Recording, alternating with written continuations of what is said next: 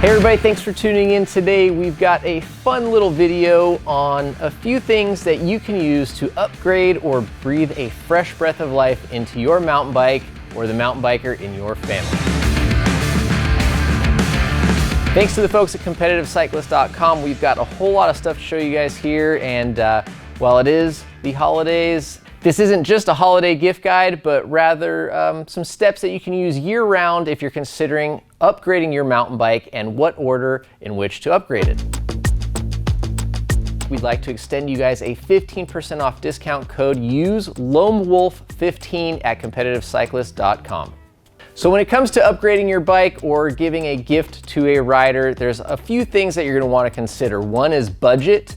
And another big one is going to be the intended purpose of that upgrade. Is it going to be a style upgrade, customization to kind of make it your own, or are you looking to improve the safety or the performance for your bike out on the trail? Unfortunately, that last one usually means a little bit of a higher dollar investment, as upgrading suspension components, wheels, brakes, other drivetrain things are going to cost a lot more than some of the smaller fashion-y or customization bits, which we'll get into first. Contact points are gonna be one of the first things we'd suggest taking a look at, and that would be seat, grips, and pedals. Now, seats are available from a variety of different brands. We've got a couple here from Raceface and SDG. As you can see, you've got options where you can get some little more subtle coloring or go bright and bold.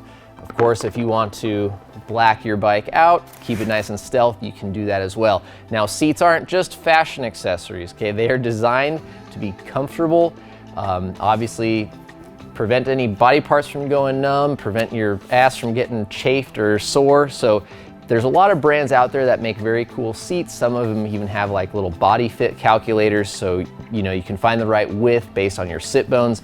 That's all something that's worth considering if you spend a lot of time in the saddle putting in big miles. Now, other end is the grips. Here we've got a couple from Ergon and a set from P&W Components, their new Loam grip, which is cleverly named.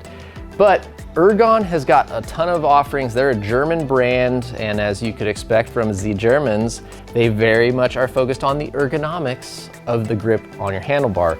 So you can see they feature some angled cuts, there's some contoured. Depending on the ride feel, the amount of time in the saddle, and what you're really looking for, you can get anything from like a really thin, minimalistic like race grip to something that's a lot thicker, fatter, gonna give you some more all-day comfort and really maximize the feel of your hands out on the trail. Another option that you can use to customize your bike, also to make it feel a little more comfortable for yourself, is to change the bar and stem.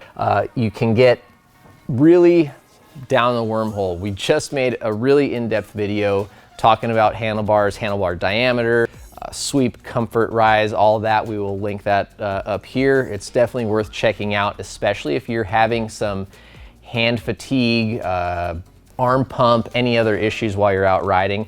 Handlebars could be a big culprit in what's going on there. But that being said, you're able to customize a bike's stem length as well as the bar width, the bar sweep, the bar rise, and all those things will work together to give each bike a little bit more of a unique feel, and based on if you've got a long or short torso, really long or short arms, maybe you've got a neck issue and you need to sit more upright. These are ways that you can, again, make the bike look a little bit more unique. You can get a red bar to match your red seat and your red grips, or you can tone stuff down and just focus more on the ergonomic fit and adjustment of the reach and width of your handlebars and bike. So moving on from, I don't want to necessarily call them superficial, but a little bit more of the aesthetic side of upgrades to the bike. We'll get into a little bit more of the performance-minded upgrades. Your body has contact points with the bike. We talked about those. Your bike has contact points with the earth. That is the tires. We've got a couple here from WTB. Schwalbe also makes some really great tires. We're big fans of Maxxis Mini and DHR2s, as well as Assagai's, Mini and DHF. I mean, there's a ton of great tires out there from many different brands. I think they're all worth a check, but the WTB Vigilantes, Schwalbe Magic Mary Big Betty and the Minion DHF and DHR combo are definitely high on our list. Getting a good set of rubber underneath you is definitely gonna be a great way to improve safety, confidence, and improve your riding. Speaking of wheels and tires, most mountain bikers have made the swap over to a tubeless setup. Tubeless sealant, it dries out. As you change tires, you go through it. As you puncture tires and it sprays out all over, you lose it. So this is always a pretty easy, reliable gift you can give to a mountain biker. A lot of brands that make it, some are better than others. So I think there's, Schwalbe makes some great stuff, Stans makes some good stuff, the WTB sealant that we have here is solid, Orange Seal, there's a number of brands that make a really good sealant. Now another one that I think is gonna make a lot of riders happy and is something that is, oddly enough, really excited us, even though it's such a simple thing, is the new REVERB FILLMORE valves. The reality is these things are pretty cool.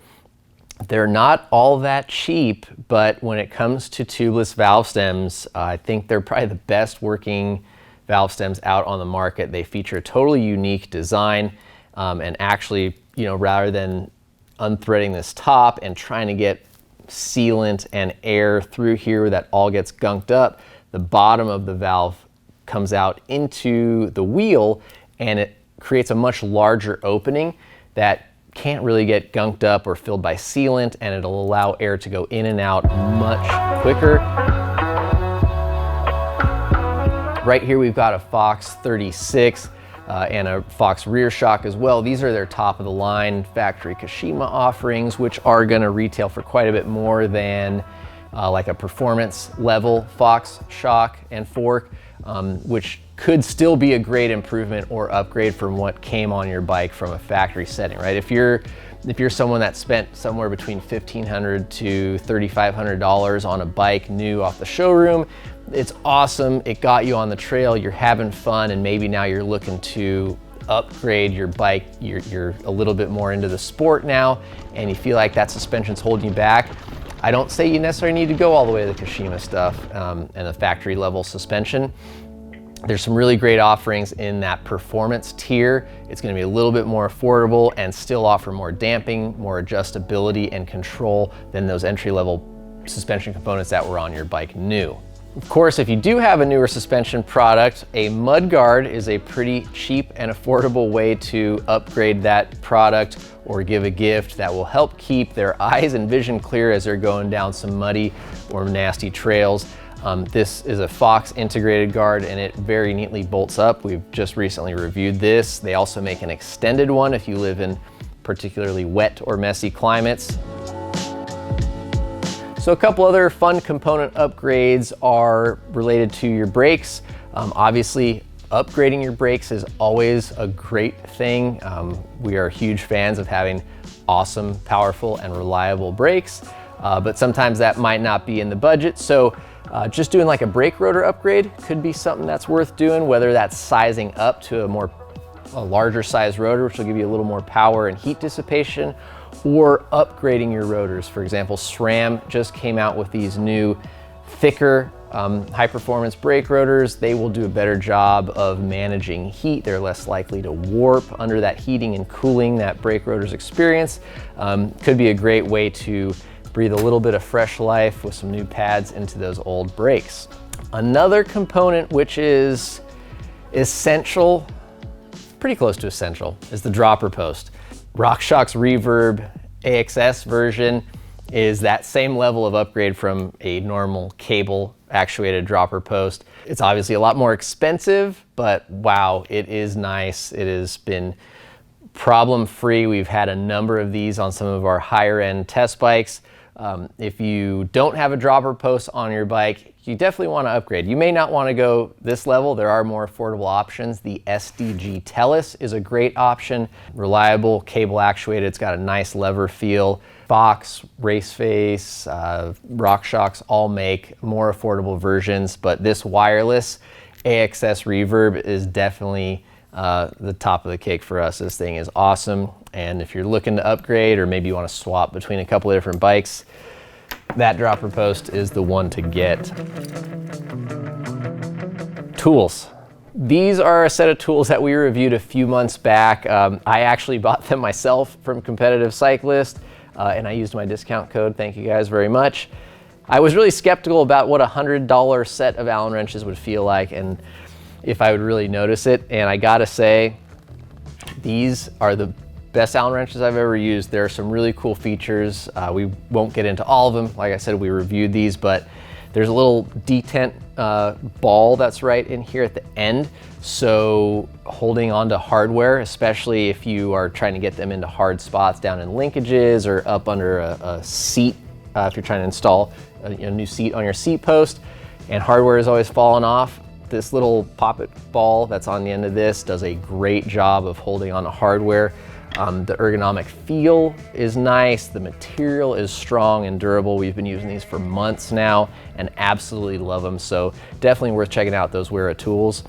They've got a number of options available depending on what you're looking for in the shop, but highly suggest checking them out. So thank you guys very much for watching. We appreciate you. Again, thanks to Competitive Cyclist and their discount code of Loam Wolf 15 being extended to all of our viewers. We greatly appreciate that.